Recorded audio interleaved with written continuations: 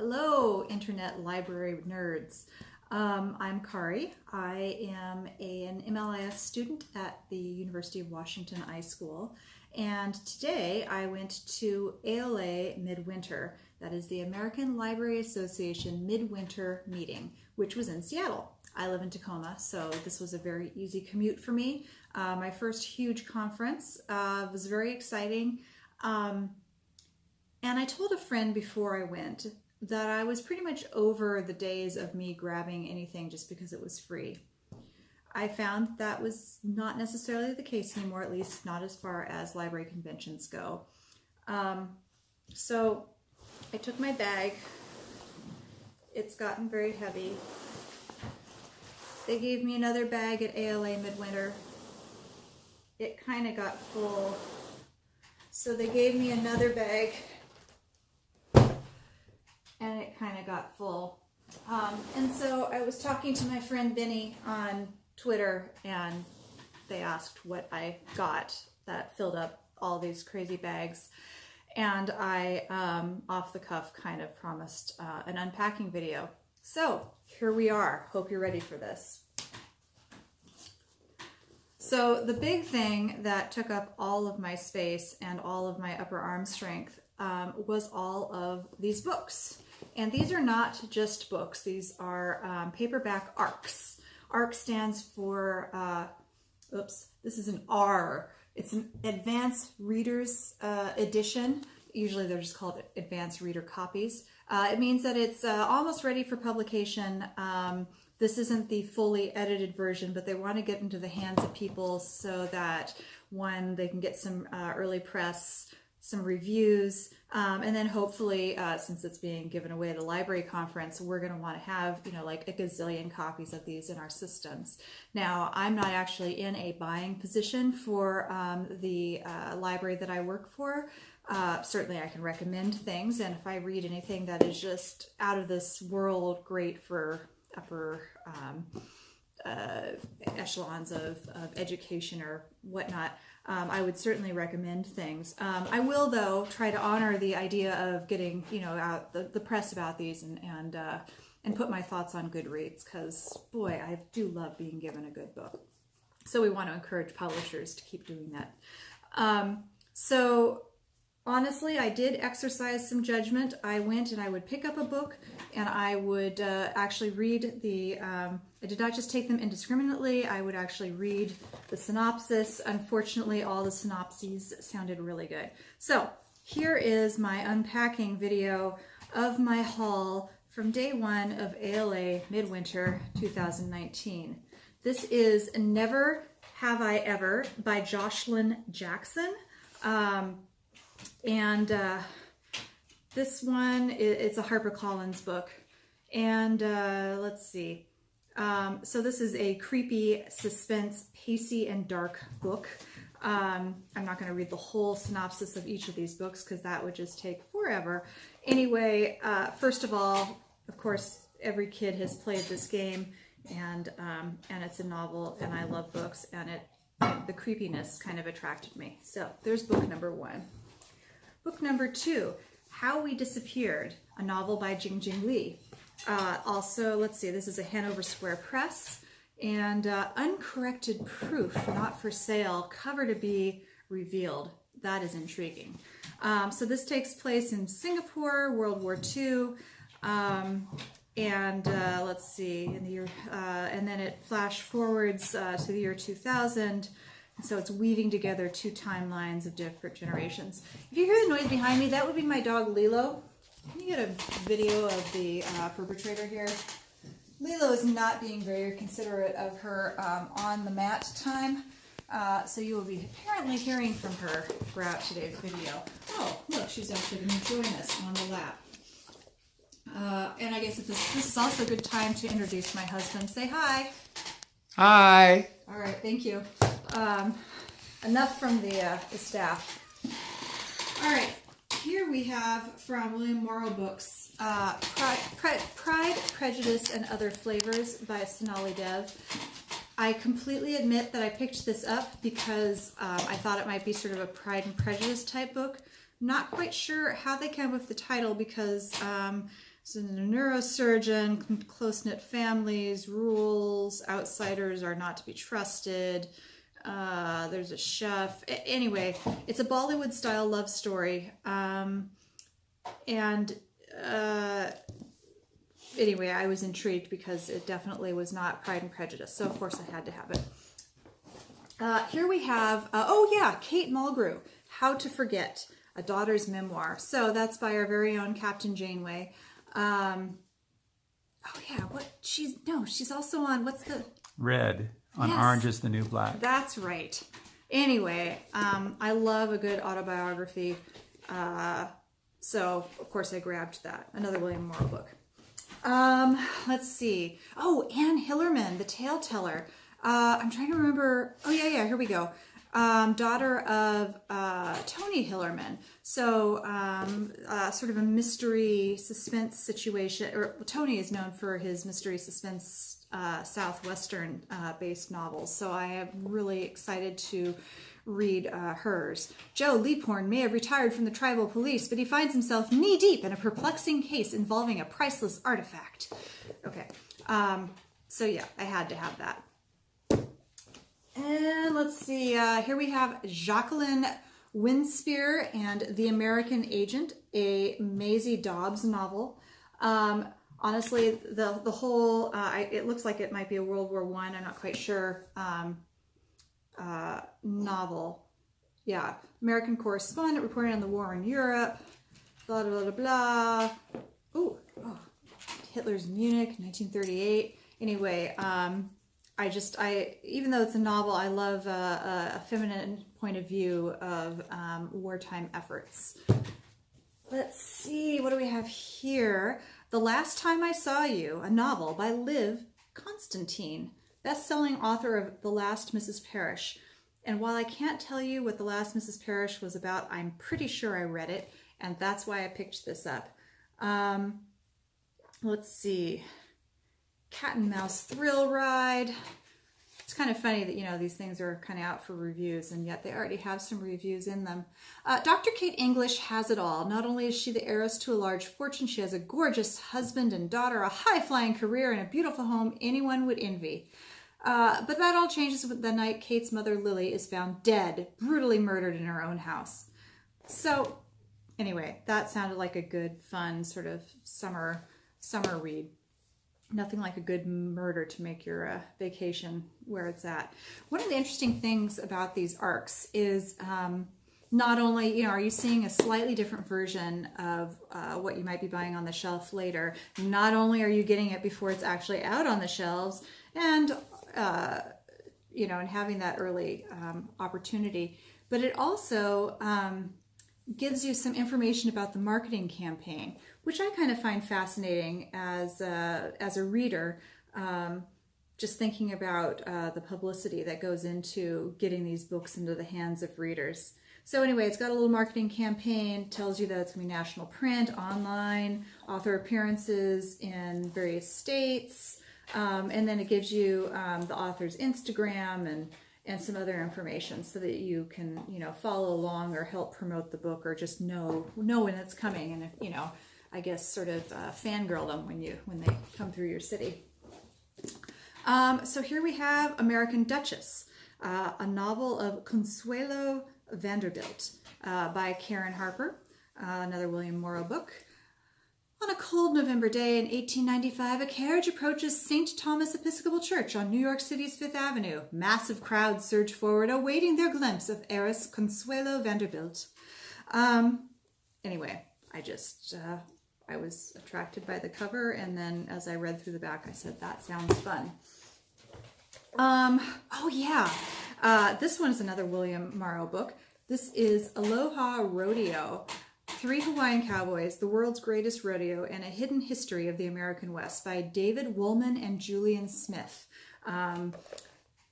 In the spirit of Boys in the Boat comes a captivating true story of the Hawaiian cowboys who changed rodeo and the West forever. In August 1908, 3 unknown riders arrived in Cheyenne, Wyoming, their hats adorned with wildflowers to compete in the world's greatest rodeo. Anyway, I I love literature that takes place in Hawaii or about Hawaiians, and let's see what else about this. I just couldn't not pick it up. By the way, you've got to understand that when you go to these things, there are piles and piles of ARCs everywhere. Some of them say free, some of them are just piled up so that you just know they're free. They literally have tote bags next to the piles of books that you pick up for free. It's just nuts. I don't understand how more people weren't in, need of first aid because it was painful to carry so many. This one is called The Voice in My Head, and Dana L. Davis was actually there to sign it. So added bonus. And let's see, this is Inkyard Press. For Indigo Phillips, life has always been about basking in the shadow of her identical twin Violet, the perfectly dressed, gentle, popular sister. The only problem with the girls that had in their lives was the occasional drama that came in being part of the chaotic Phillips family brood. But when Violet becomes terminally ill and chooses to die on her own terms via medically assisted death, Indigo spirals into desperation in her efforts to cope. That's when she begins to hear a mysterious voice, a voice claiming to be God. The voice insists that if she takes Violet to a remote rock formation in the Arizona desert, her sister will live.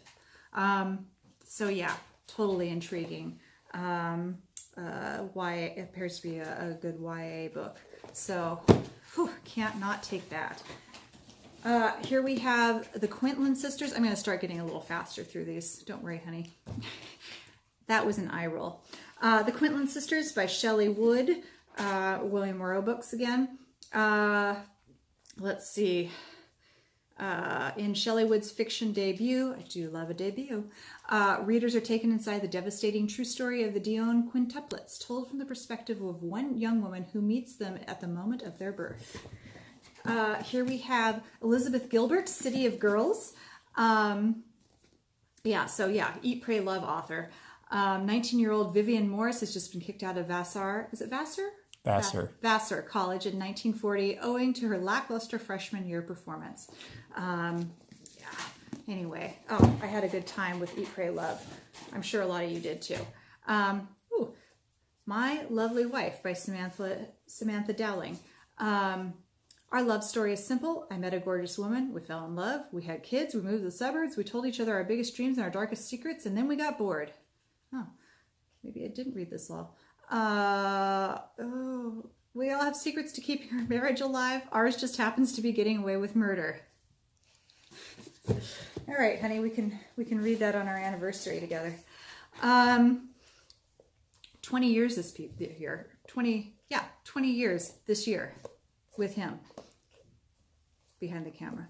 The Nickel Boys by Colson Whitehead. So this is a double-day book. One of the things that really attracted me to this was that while some of these others are, you can see like the voice in my head, I think. Some of them, they haven't quite figured out all the margins and things like that, so they're a little rough. This one really went all out for their arc. I don't know if you can see in this, but it's embossed. And so, I was just like, oh, there's a really good book, a good book cover there, begging to be read. And of course, it's a very attractive cover. Anyway, The Nickel Boys, a novel by Colson Whitehead. As the civil rights movement begins to reach the Black enclave of Frenchtown in segregated Tallahassee, Florida, Elwood Curtis takes the words of Dr. Martin Luther King to heart. He is as good as anyone, abandoned by his parents, but kept on the straight and narrow by his grandmother. Elwood is about to enroll in a local Black college. So I'm excited to read this. Civil rights, social justice, and YA are right up my alley. Here we have, here's another one where the author just happened to be there signing books. So look at that. So this is Lark Takes a Bow by Natasha Dean, illustrated by Marcus Cutler, by publisher Orca Echoes. I believe this is a Canadian title. Certainly the author and the rep who were there were from BC. So that was really fun. I'm originally from Alaska, so, you know, our neighbors. And anyway, one of the things that's really neat about this particular series is that the main character is dyslexic. And so this book is both to be a mirror for kids with dyslexia, and you know, a mirror and a window and door for children to sort of step into the life of what it is to have dyslexia. So certainly nothing is setting back Lark in this book. And one of the really cool things in here is that, let's see, she has spelling mistakes. And so if you look here, you can see that, let's see, she tried 3 times to spell freckles, and there's strikeouts where she got it wrong. So I really appreciate how they kind of put that,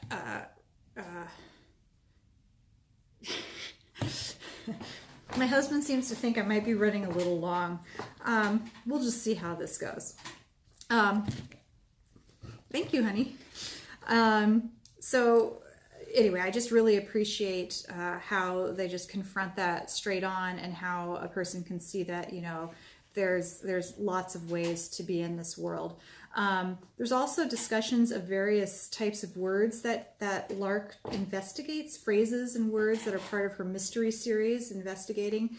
And some of the information is explained at the end. So it's great for literacy for all types. Here we have the momentous events in the life of a cactus. And first of all, the title was just super fun. But more importantly, the reps at the booth had canvas cactus sneakers and cactus t-shirts and cactus lapel pins. Apparently, the main character was born without arms. And this is the second in a series, and they now she's moving to Arizona, having to make new friends, and anyway, sounds like a good thing. Here we have, oh, this was exciting. So this is actually not an ARC so much as it is a galley. As you can see, it looks like a picture book. Can you, you might want to angle the camera down because this is kind of different. So the book is, it's in sections, because it would just be too much expensive, I assume, to actually do even a soft cover true binding on it. So it's loose pages. And I mean, it's hard to pass up a picture book. So, plus I've never had a galley before, and so it's like a first for me. All right. Here we have Splintered by John McGoran. The breathtaking follow-up to Spliced. And I believe, yeah, this is this is sci-fi. 16-year-old Jimmy Corcoran recently became a public figure in her defense of, is it pronounced chimera? Chimeras, people who have animal genes spliced in their own human DNA. So a little sci-fi YA sounded really awesome. Here we have Running on Empty by S.E. Durant. He's a runner. He's fast and free and flying. Run, run, run. Because AJ's parents are differently abled. It was granddad. Da, da, da, da, da. So anyway, I just appreciate some of these different abilities that we've been seeing. It's really diversifying the kind of literature that's out there. Let's see. Here is King of the Mississippi, a novel by Mike Friedman. Honestly, I picked it up because of the cover. This one's a Hogarth imprint. This one everybody was grabbing and getting excited about. It's called The Farm, a novel by Joanne Ramos. So I kind of just was a sheep there and said, well, if everybody else is reading it, I want to read it too. Here's one called On Earth We're Briefly Gorgeous, a novel by Ocean Vuong. Vuong. I'm not quite sure how to pronounce that. By Penguin Press. Do you know how to pronounce it? Okay. I really apologize if I'm not getting that right. Feel free to comment if you can help me actually pronounce that correctly. Because I know that authoring is a lot of work. I certainly have not taken the chance to try it myself. Anyway, Oh yeah, this one is the first novel from someone whose work has been mainly poetry. And so I was largely drawn in by that because I just think that that's interesting to, I want to see how the poetic voice carries through into a novel. Let's see. Here is The River by Peter Heller, author of Dog Stars, which I believe I read. The story of two college students on a wilderness canoe trip, a gripping tale of friendship tested by fire, whitewater, starvation, and brutality. So that just sounded good and intriguing. They're doing a really good job on promoting the books on the cover themselves. It's my book. Mine. Okay. Disappearing Earth, a novel by Julia Phillips. Profoundly gifted writer. An awesome headshot, by the way. One August afternoon on the shoreline of the Kamchatka Peninsula in the northeastern edge of Russia. That's where I stopped reading it because I said, cool, I want to go to Russia with this read.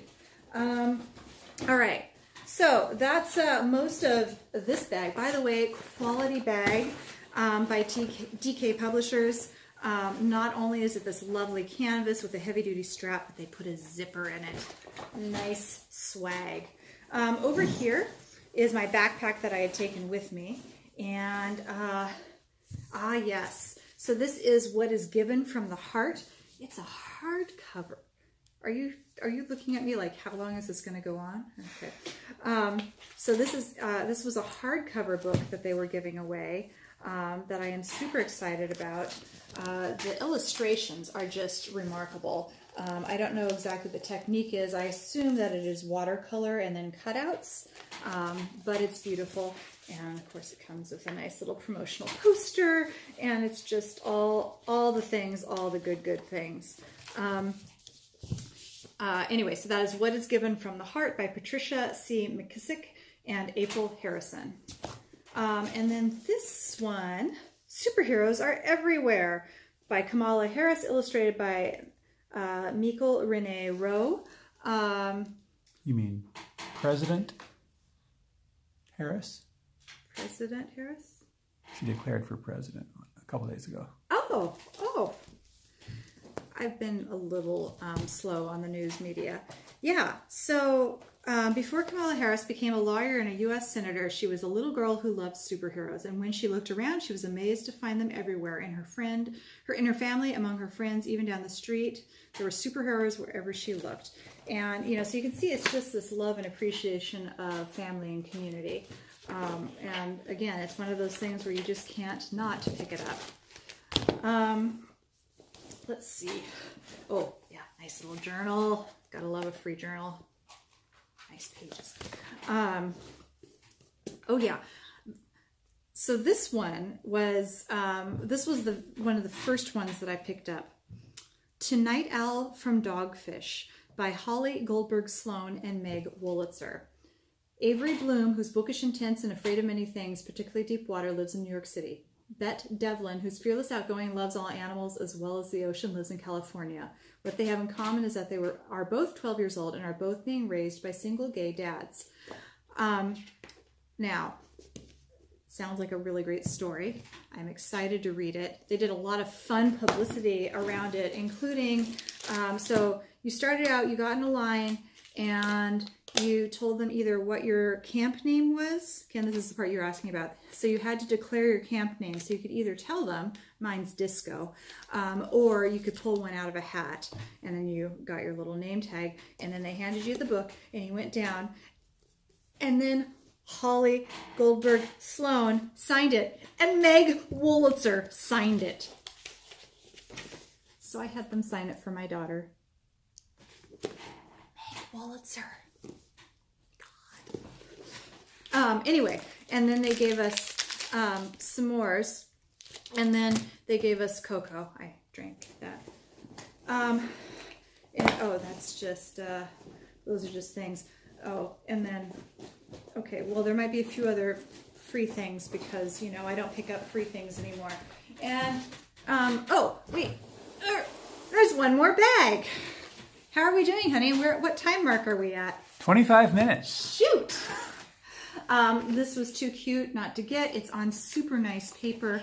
And who doesn't love anything that's Kevin Henkes?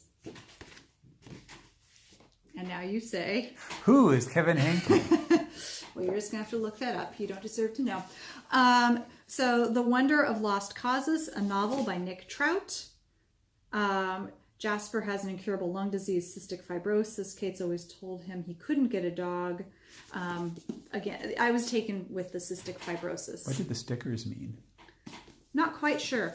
A lot of them had it.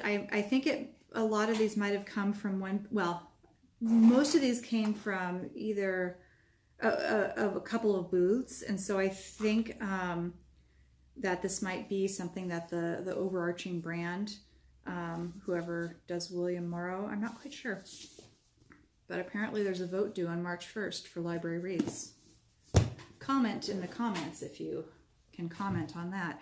This one's called Caterpillar Summer by Gillian McDunn.